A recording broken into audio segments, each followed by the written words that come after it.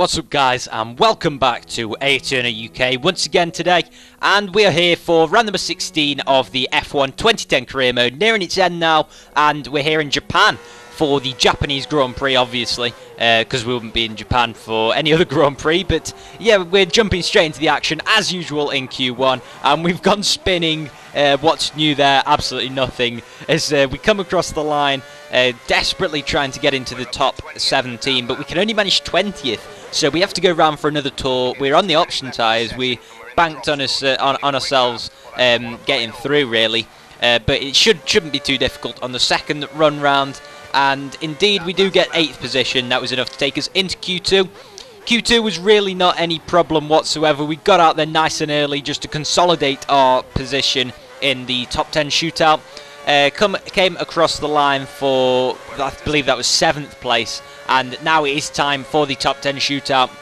Our one and only run in Q3. We fueled ourselves up for this run, and now we dive into turn 1, running really wide, but turn 2 we managed to straighten up a little bit. And now as we come through the S section, one of the most iconic sections of track around this Suzuka circuit, sometimes you've got to sacrifice the entry of one corner just to get a good exit. And now as we come round this beautiful left-hander, we get a beautiful exit. And now as we come through the two Dagners after the first sector split, we come underneath the bridge. Obviously this is the only circuit in Formula 1 which is a figure of 8 shape. And as we're breaking hard into the hairpin, trying to follow that racing line, although you can't take too much of the inside because you are very liable to spin. And you know what I'm like with spinning. Well, I do it quite a lot. Now as we come towards Spoon Curve, again another very iconic corner at the Suzuka circuit. Got to try and get that exit right, and we run it out just a little bit too wide. That could prove costly in the end. We move that front aero back downwards as we come onto the longest straight on this Suzuka circuit, and through the famous 130R, and we run way wide there, which is a disappointment. And this really does stack up to a bit of a messy lap, but we come through the final corner now, get a very nice exit, which could make up for the fact that we had a messy 130R, and it in fact takes us into second place, just 5/100ths off Lewis Hamilton. And all in all, that is a very successful qualifying session. And as you can see, we're lining up on the grid for the Japanese Grand Prix. Our teammate Rubens Barrichello is as useless as ever, down in 16th. What a teammate he is. Best I've ever had in this series. And now we're gearing up for 4 and 5 red lights, and away we go for the Japanese Grand Prix. We're going to look for a good start and try and jump Lewis Hamilton, who jumped straight to the inside line to defend from ourselves into turn 1. But we go down the inside and we take the lead of this race. Now that gives us the opportunity to control the race from the front, move the front aero up, and hopefully get a nice lead, really, as we now come through the S's. Once again, we're very tidy through here, which does help, especially with the tyre wear as well. You don't want to be too aggressive early on in the race. You know, you're high fuel, you're liable to spin him. And as we come through the first sector split, I can't quite say, I think that's only a couple of tenths lead that we've got over Hamilton, as we dipped a wheel slightly in the gravel. Wasn't too bad though. And now we come to the, I don't know, it's a hairpin, I know that, and we're very wide into it, which is disappointing. But now skipping on to lap 3, as you can see on the tyre, whatever it's called, the radar, is it a radar? I don't know, but the front tyres are orange anyway. I can't even think of the word for it. But it's the end of lap 3, and as you can see, we've just about stretched that lead over Hamilton. Not much has really happened in the early stages.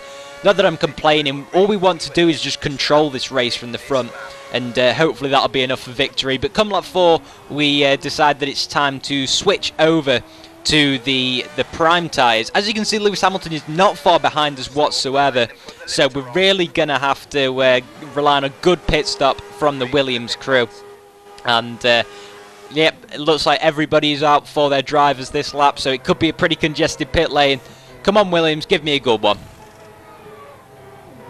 4.4 is not too bad. We got held up slightly by the Force India, but now we have really got to put the hammer down. It's hammer time to get ahead of Hamilton. And now driving out the pit lane, we're going to have to put in one hell of a lap.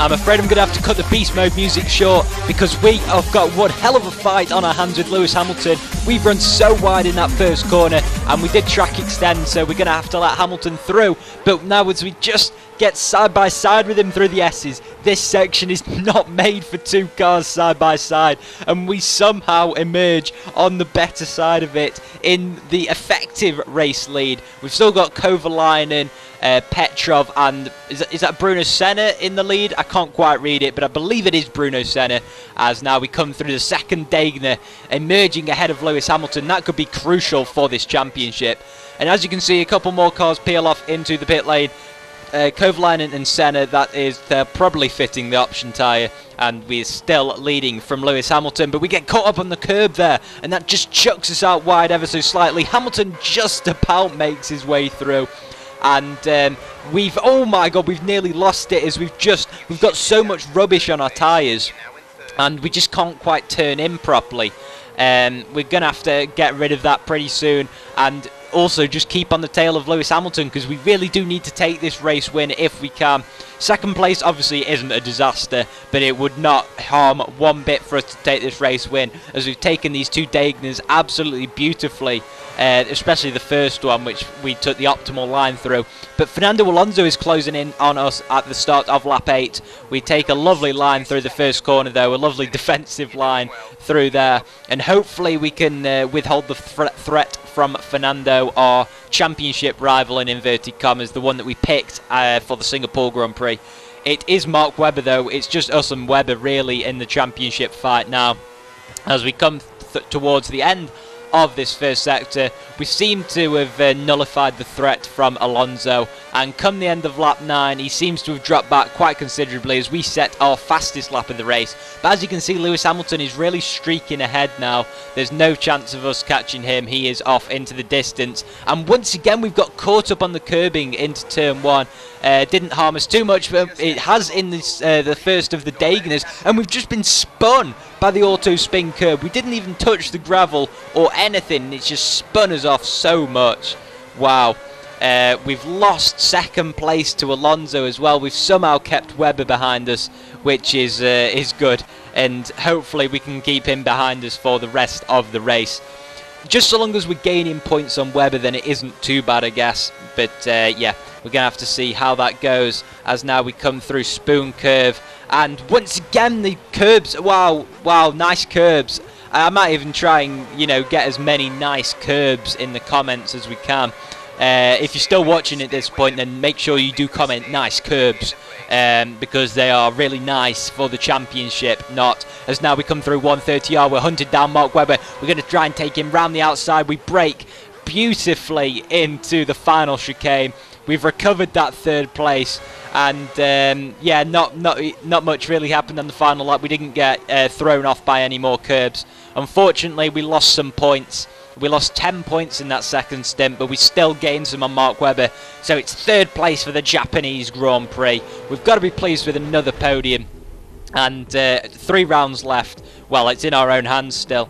We've got Korea, we've got Brazil, and then we've got the season finale in Abu Dhabi.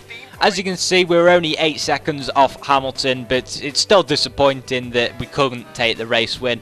Fernando Alonso took second place, and it's really disappointing that we were on the front row of the grid and just couldn't quite capitalise. Led the race for so long, but hey ho, that is the season. Yeah, you've got to take the highs and the lows. As you can see, Webber in 4th, A great performance from Vitaly Petrov in 5th, and look at that. We're on 188 points, Webber is on 212. I'm trying to work out in my head how many points that is. It's 24 points. We're still within a race win. We're going to have to rely on a little bit of luck to come our way, but we should be able to win the championship if we do win all 3 races.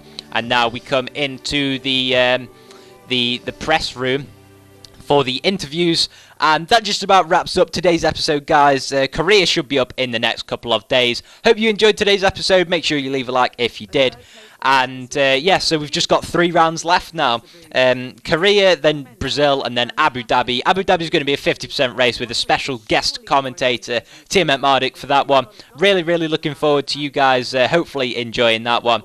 And yeah, as you just see our answers from the press, that just about wraps up today's episode. So yeah, see you guys next time. Bye-bye.